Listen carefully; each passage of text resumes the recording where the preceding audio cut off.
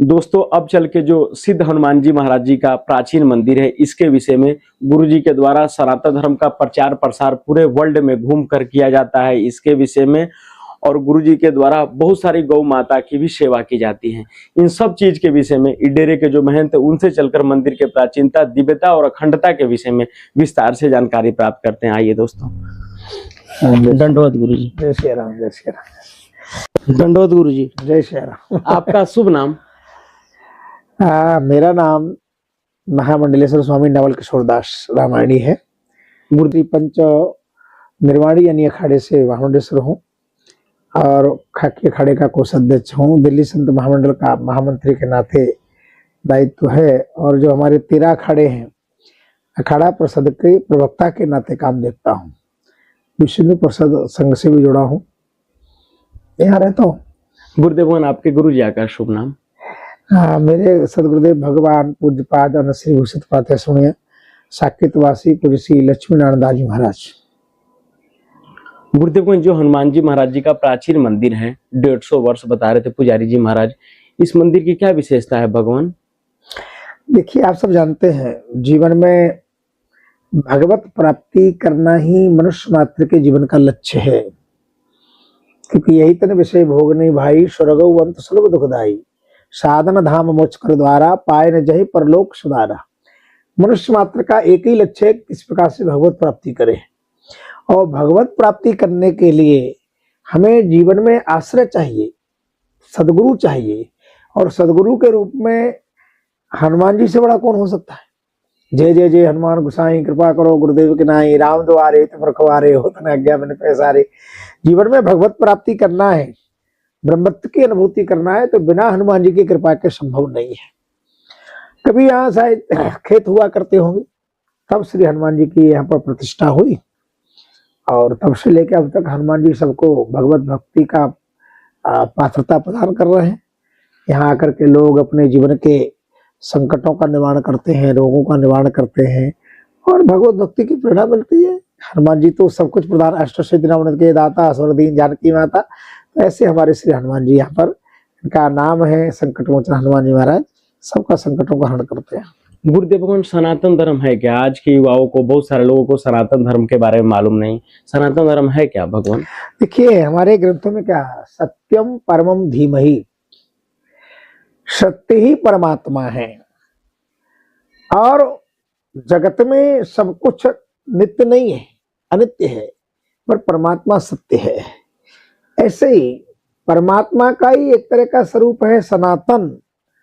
परमात्मा भी नित्य सनातन है, ऐसे ही सनातन सदैव है, था रहेगा आगे। तो सनातन जो सबको भगवत भक्ति की प्रेरणा प्रदान करता है, वेद से लेकर के और उपनिषदों तक जिसको व्यक्त किया गया है, ऐसा जो सनातन जो मनुष्य मात्र को मानवता प्रदान करता है, जीवन की दैन्यता और दानवता को समाप्त करता है और उसके निजी स्वरूप की पहचान कराता है, वो सनातन धर्म है।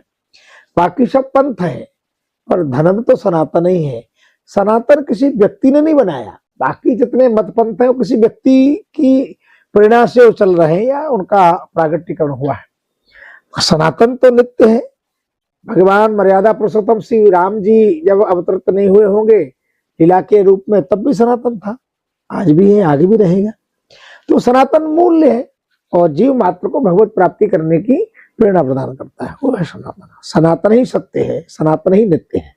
गुरुदेव भगवान, गुरु का जीवन में क्या स्थान है? देखिए, बड़ा सूक्ष्म हमारे संतों ने कहा कि जिसका कोई गुरु नहीं उसका जीवन शुरू नहीं। हमारे शास्त्रों में कहा कि गुरु ब्रह्मा गुरु विष्णु गुरुदेवो महेश्वरा गुरु साक्षात परब्रह्म तस्मै श्री गुरुवे नमः। बिना सदगुरु की प्रेरणा से जीवन में सात्विकता का प्रकटीकरण नहीं हो सकता। जब एक साधक के जीवन में वासना का समन्वय करके उपासना प्रकट करता है तो सदगुरु ब्रह्मा के रूप में है। हमारे जीवन के विकारों का संहार करता है तो वही सदगुरु रौद्र शिव के स्वरूप में है। हमारे जीवन में जो भगवत भक्ति की कहीं न कहीं प्रवेश हुआ है, पल्लवित हो रही है, उसको एक मातृत्व भाव दे करके, जैसे एक किसान अपनी फसल को सिंचित करता है, उसकी रखवाली करता है, ऐसी हमारी सद्भावना को, हमारी पवित्र वैचारिकता को, हमारी उपासना को अपनी वाणी व्यवहार के द्वारा, संतत्व के द्वारा जो प्रबलित करता है, प्रफुल्लित करता है, पल्लवित करता है, तब सदगुरु कहीं न कहीं श्री हरि विष्णु के रूप में प्रकट हो जाता है। तो गुरु ही आश्रय है, बिना गुरु के तो संभव ही नहीं कहीं प्रवेश करना। गुरु बिन भवन तरई ने कोई, जो बिरंच शंकर सम होई। आप किसी भी क्षेत्र में कितनी ऊंचाई को पहुंच सकते हैं, प्राप्त कर सकते हैं, स्पर्श कर सकते हैं, फिर बिना गुरु के जीवन में उपासना का प्रवेश नहीं हो सकता। आप संतत्व साधता को प्राप्त नहीं हो सकते, आपके जीवन में सहजता और सरलता का प्रवेश नहीं हो सकता है। तो जीवन में आपको आप बनना है और आपको अवश्य ब्रह्मत्व की अनुभूति करना है, तो उसमें कहीं ना कहीं आचार्य चरण का, यानी सदगुरु का आश्रय अति अति अनिवार्य है। गुरुदेव भगवान, धर्म और अधर्म की पहचान कैसे कर सकते हैं? देखिए वास्तव में क्या है, शास्त्र और वेदों की स्थिति अलग है, सामान्य जीवन की बात मैं कर रहा हूँ। शास्त्रों में तो, पुराणों में तो धर्म क्या है, धर्म क्या है, जो जीव मात्र का कल्याण की कल्पना करे, सबको आश्रय प्रदान करे, सबको मुक्ति का मार्ग बताए, सबके कल्याण की कामना करे, धर्म है। और जो केवल अपने को ही वरिष्ठ मानता है, ज्येष्ठ मानता है, श्रेष्ठ मानता है, दूसरे का धन हरण करे, दूसरे को अकारण कष्ट दे, बैर अकारण सबकाऊसो, जो कर हित अनहितताऊस, माने मात पिता नहीं देवा, साधन सन करवा में सेवा, जिनके ए आचरण भवानी, ते जानो प्राणी, अनीति करे, पाप कर्म करे और उस पर चले, वो अधर्मी है। तो हमें आत्म सुख की अनुभूति हो, हम जीवात्मा से परमात्मा की प्राप्ति की ओर चले, उस मार्ग का नाम धर्म है, और जो उसके विपरीत चले वह धर्म। हमें अंदर से प्रेरणा प्राप्त होती है, हमें किसी काम करने से प्रसन्नता हो, आनंद की अनुभूति हो, समझना आप ठीक हो, और काम करने से दूसरे को कष्ट हो, दुख हो, बाद में आपको गिरानी हो, समझना ठीक नहीं है, अधर्म है, पाप है। गुरुदेव भगवान, आपको अपने संत जीवन शुरू करने की प्रेरणा कहाँ से मिली और क्या अवस्था थी कि आप गौ माता की सेवा करने लगे? भगवान, तुलसी जस भव्यता तैसी मिले सहाय, आप आवे ताय पर ताय ता ले जाए। वास्तव में हर जीव का प्रारब्ध, उसे कितना जीवन में सुख मिलेगा, दुख मिलेगा, प्रतिष्ठा मिलेगी, अप्रतिष्ठा मिलेगी, ये सब तो वास्तव में जीवन से पहले, जन्म से पहले तय हो जाता है। तो ठीक है, पर कोई न कोई माध्यम बनता है। हमारा तो जीवन में रामचरितमानस आश्रय है। बचपन में हम लोग रामलीला खेलते थे, रामचरितमानस का पाठ करते थे। एक हमारे आचार्य श्री थे, वो भागवत के वक्ता थे, उनकी प्रेरणा प्राप्त हुई, बाद में संतों का सानिध्य प्राप्त हो गया और वेश मिल गया गुरु महाराज जी की कृपा से। और देखिए, आपने कहा गौ, गौ वास्तव में हमारे सनातन का आधार स्तंभ है। गौ, गंगा, गायत्री, ब्राह्मण, साधु, ये सब आधार है। आप मकान बनाएंगे तो कहीं ना कहीं आपको पिलर देना पड़ेगा। दीवार मर्यादा के लिए है, उसको आश्रय जो देती है, उसका जो उसको प्रांगणता यानी कठोरता या उसको संबर प्रदान करती है, उसको बनाए रखते हो तो पिलर है। तो हमारे वैदिक सनातन संस्कृति के जो स्तंभ हैं वो गौ है, साधु है, ब्राह्मण है, गाय है, गायत्री है, मंत्र है, तंत्र मंत्र इसकी व्याख्या की जाती है, वो हमारे आधार स्तंभ है। तो भगवान श्री कृष्ण स्वयं गोपाल कहलाए और बचपन से गौचारण किया, तो गौ तो हमारा आधार स्तंभ है। उस गौ माता की सेवा करना, उस गौ माता का पालन करना प्रत्येक सनातनी का कर्तव्य है। गौ माता की बड़ी कृपा है, अपनी नंदिनी नाम से गौशाला है जमुना जी के किनारे, वहाँ करीब 60-70 गाय हैं। गाय की सेवा करते हैं हम लोग, और गाय की सेवा सबको करना चाहिए, क्योंकि हमारे यहाँ 33 करोड़ देवताओं का 33 कोटि देवताओं का निवास गौ माता में है। अपने एक गौ माता को कुछ भोजन करा दिया तो सभी देवताओं का भोग लग गया। एक गौ माता की परिक्रमा कर ली तो सभी देवताओं की परिक्रमा हो गई। एक गौ माता को डंडा मार दिया तो सबका अपमान हो गया। इसलिए गाय हमारा आधार है, आश्रय है, सनातन का प्रतीक है, हमारा स्वाभिमान है। इसलिए भगवान भी विप्रधेन सुरसंत तलीन मनोज अवतार, भगवान भी अवतार लेते हैं तो गौ के लिए, ब्राह्मण के लिए, साधु के लिए देते अवतार। तो गौ माता हमारा आश्रय है।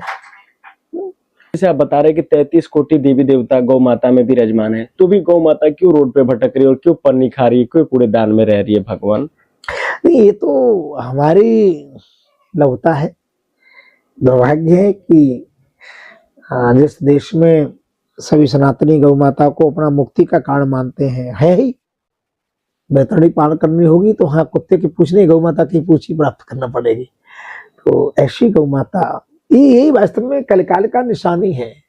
किसी शास्त्रकार ने कहा था कि जब पुस्तकें फुटपाथ पर रोड के किनारे बिके और जूते शोरूम में बिके, कुत्ते कारों में घूमे और गौ माता कूड़ा खाए, यही कलयुग की निशानी कलिकाल है।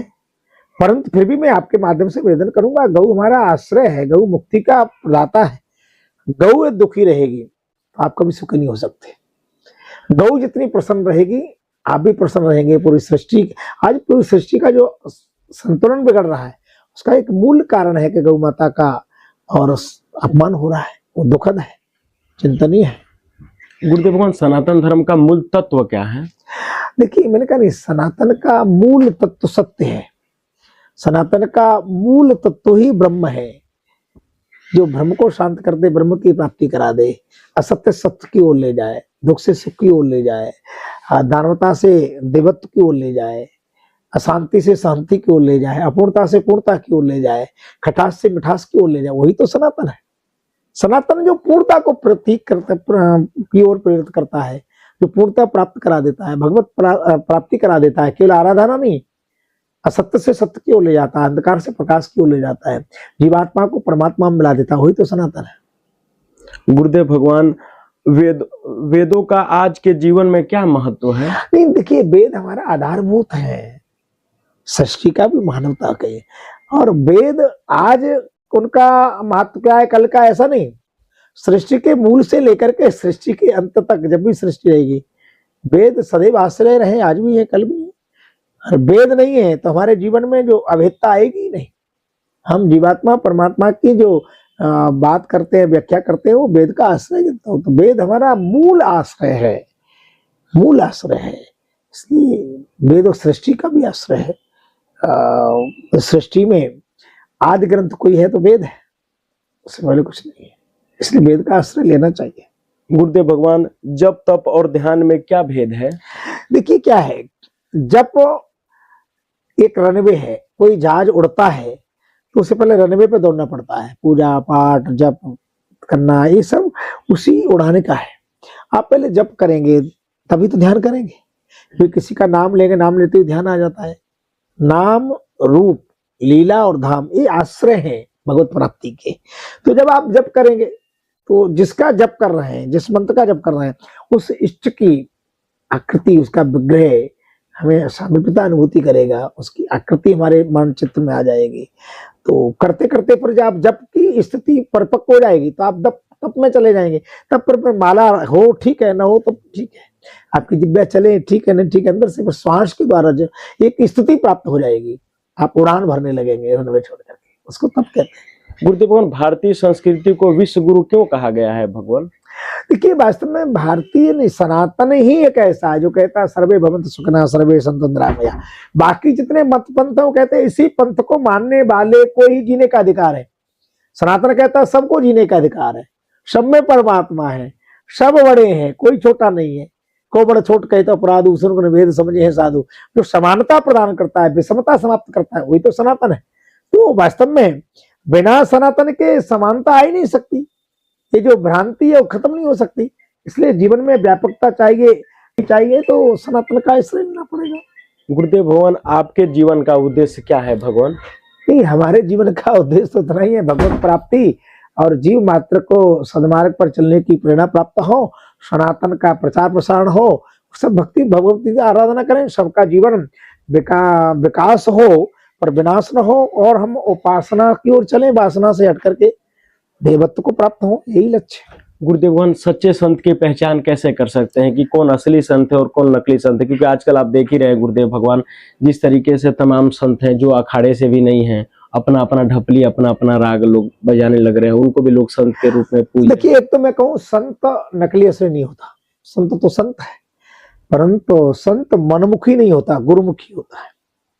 आप किसी परंपरा से नहीं है, मनमुखी हो, गुरुमुखी नहीं है, आपको कोई गुरु ही नहीं है, गुरु परंपरा नहीं है, तो फिर कैसे होगा? बिना आप गाड़ी चला लेते पर लाइसेंस ही नहीं है, पकड़े जाओगे। तो ऐसे ही जो मनमुखी लोग हैं जो कहीं न कहीं उदर पूर्ति के लिए या कुछ अपनी इच्छाओं की पूर्ति करने के लिए भेष धारण कर लेते हैं, वो उनको तो कालनेमी में ही कहा जाएगा।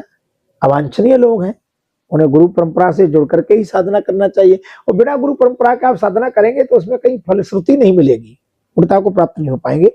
समाज को भी थोड़ा सचेत रहना पड़ेगा कि कोई साधु के रूप में आया तो जरा पूछे तुम्हारा अखाड़ा द्वारा क्या है, क्या कौन सी गुरु परंपरा है, तभी उनको उस रूप में सम्मान दिया जाए तो ज्यादा अच्छा है। कलकाल है, कलकाल में तो लोग कितने कालने में घूम रहे हैं, कितने कपड़मुनि घूम रहे हैं। आम जनता को सावधान रहना चाहिए। आपका साधना का, आपकी श्रद्धा का दोहन न हो। साधु के कारण श्रद्धा की वृद्धि होती है, दोहन नहीं होता। और आपकी श्रद्धा के साथ कोई खिलवाड़ कर रहा है, नाटक कर रहा है, तो ऐसे कालने से जरा सावधान रहना चाहिए।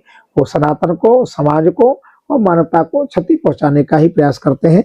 ऐसे लोगों से सावधान रहने की आवश्यकता है। भगवान, पूरी दुनिया के लिए आपका संदेश, गौ माता के प्रति, सनातन धर्म के प्रति आपका संदेश भगवान। मैं एक निवेदन करूंगा। एक तो देखिए, हम अपने जिस परिवार में रहते हैं, अपने बच्चों के साथ बैठे, परिवार के साथ बैठे, बच्चों को बताएं सत्य क्या है, असत्य क्या है, सनातन क्या है, मानवता क्या है, दानवता क्या है। अपने बच्चों को कि अच्छा भारतीय बनाएं, अच्छा सनातनी बनाएं और अच्छा बेटा और बेटी बनाएं। आज घर में बेटा बेटी नहीं है, पुत्र पुत्रियां नहीं है, लड़के हैं। जो लड़े सो लड़के, जो माँ बाप की सेवा करें सो पुत्र और बेटे हैं। तो अपने बच्चों को आप बताएंगे ही नहीं कि भाई पिता का नाम लेना है तो श्री लगाना है, बाद में जी लगाना है, बड़ों को प्रणाम करना है, तो टाटा है वाय करते से हाथ ला के तुम्हें हमसे मतलब नहीं, हमें तुमसे मतलब नहीं। तो अपने बच्चों को अच्छी शिक्षा दें, अच्छे संस्कार दें। पूत कपूत तुकादन संचय, पूत सपूत तुकादन संचय। आप कितनी संपत्ति कमा लें, यदि बच्चों में संस्कार नहीं है तो वो बच्चा जीवन के लक्ष्य को प्राप्त नहीं कर पाएगा। इसलिए कृपया बच्चों के पास बैठिए, कितने भी व्यस्त हो पर जीवन में मस्त रहना चाहते हो तो आपका परिवार की निधि है। आपका बेटा बेटी कल समाज को एक दिशा देगा। कोई बड़ा अधिकारी, बड़ा नेता बनेगा तो पूरे समाज को, अपने विचारों को दिशा देगा। तो यदि बचपन ठीक नहीं रहेगा, आज बचपन कहीं ना कहीं संस्कार विहीन होता जा रहा है, नौजवान दिशाहीन होता जा रहा है, वयोवृद्ध व्यक्ति मौन होता जा रहा है। हम लोग कहा करते हैं जिसका बचपन अच्छा उसका पचपन अच्छा। यदि बचपन ही अच्छा नहीं होगा तो पचपन कहां से अच्छा हो। इसलिए बच्चों के पास बैठिए, बच्चों का नाम महापुरुषों के नाम पर रखिए और बच्चों को जन्मदिन पर मोमबत्तियां और केक काटना बंद करिए। हमारी परंपरा नहीं है। निक्कू टिक्कू नाम रखना बंद करिए, भगवान के नाम पर नाम रखिए। तो आपके बच्चे सेवा करेंगे, राष्ट्र की सेवा करेंगे, समाज की सेवा करेंगे, सनातन की सेवा करेंगे। आपको भी सुख मिलेगा, समाज को भी सुख मिलेगा, सबका संरक्षण होगा। जय श्री राम। गुरुदेव भगवान, कोई स्थित स्थान पर आना चाहे, कोई आपसे मिलना चाहे, कोई गौशाला का दर्शन करना चाहे, जो नंदनी गौशाला है, तो कैसे आपसे मिल सकते हैं? कैसे स्थित? हम लोग श्री हनुमान जी का यहाँ पर साक्षात विराजमान है। श्री हनुमान मंदिर, गली नंबर 12, चौथा नंबर, पोस्ता नंबर 4, करतार नगर, दिल्ली 53 में मैं रहता हूँ। और यहीं पास में ही गढ़ी मेड़ू पुराना गांव है, जहाँ ठाकुर जी की नंदनी गौशाला है, जहाँ गाय सेवा होती है। एक अपना आश्रम हरिद्वार में है, श्री हनुमत धाम आश्रम, दुधाधारी चौक के पास, भारत मातापुरम में, वहां भी आप पधारें। एक आश्रम ठाकुर जी का श्री धामेश्वर महादेव मंदिर मैनपुरी उत्तर प्रदेश में है, वहां भी गौशाला है, वहां भी ठाकुर जी की सेवा होती है। ठाकुर जी की कुछ वहाँ खेती बाड़ी है, उससे भी ठाकुर जी की सेवा होती है। तो आप पधारें, आप सबका स्वागत है।